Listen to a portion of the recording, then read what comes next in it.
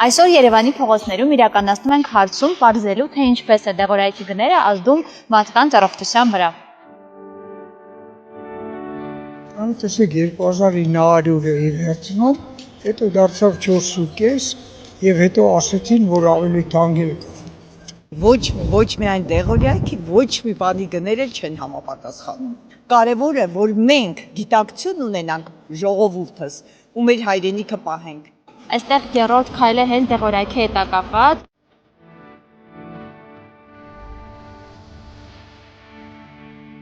Եթե իրականություն ունի, շատ լավ է։ Կլինի։ Աստված տա իրականություն լինի։ Թանկ է։ Շատ թանկ է։ Աչք։